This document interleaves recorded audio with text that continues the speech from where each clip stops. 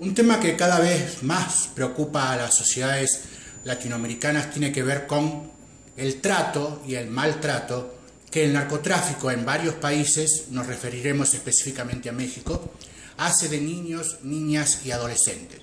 Este es un problema que está creciendo abruptamente en los últimos años en México. El narcotráfico captura, secuestra, seduce, incorpora a niños y niñas cada vez en mayor cantidad. Según los últimos datos y las últimas publicaciones, estaríamos hablando de alrededor de 70.000 niños que están siendo secuestrados por el narcotráfico. En términos generales, la palabra que mejor denomina la situación de los niños en el narcotráfico es el de secuestro,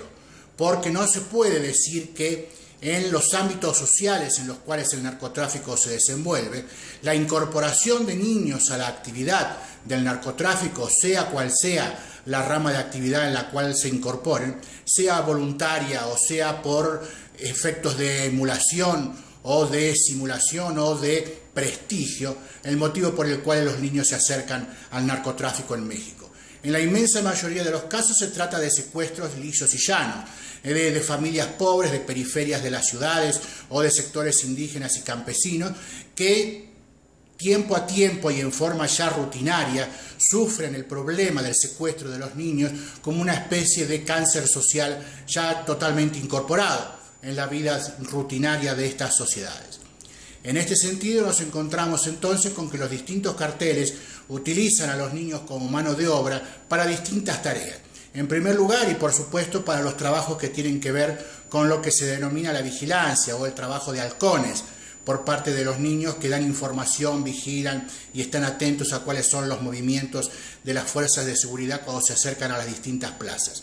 Pero también se los utiliza para la venta en el narcomenudeo por parte de los carteles y también en muchos casos, como es por ejemplo el caso del Ponchis, muy conocido, recientemente liberado y ahora en Estados Unidos en rehabilitación, se utilizan como sicarios y ya directamente como miembros armados de los distintos carteles.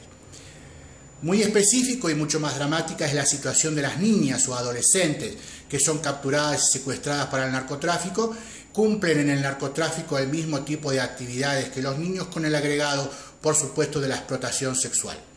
En el caso de las niñas la situación es más grave, aunque la cantidad de niñas secuestradas está acercándose apenas al millar y no tiene entonces las mismas dimensiones que en el caso de los niños varones. Pero en el caso de las niñas apenas su funcionalidad y su utilidad para los carteles desaparece, sea como sicarias, sea como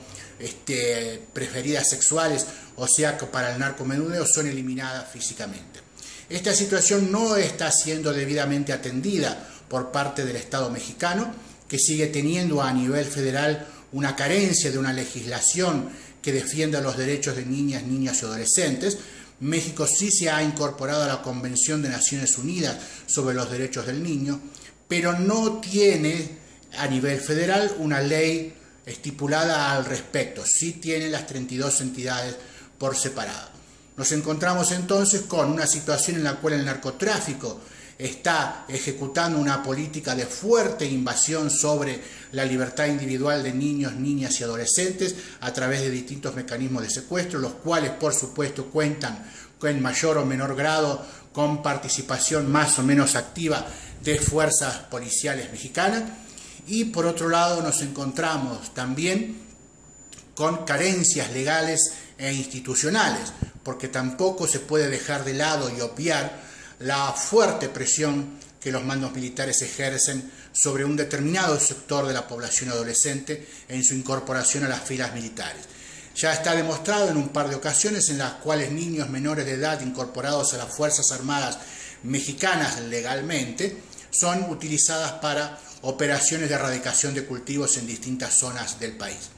En este sentido, lo que queremos informar, alertar y llamar la atención es sobre un tema poco visto, poco visualizado y sobre el cual se demuestra poco interés por parte de la población, por supuesto no solo de las autoridades, sino específicamente nos referimos a la población, que es el secuestro de niños para el narcotráfico, para actividades del narcotráfico. Este es un flagelo social, por supuesto es un mecanismo de control social muy efectivo que se viene sucediendo e incrementando en México en los últimos años a niveles cada vez más alarmantes.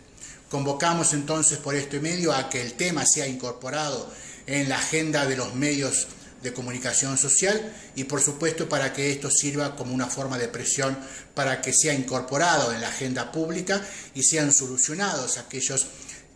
vacíos legales que hay respecto a esta temática.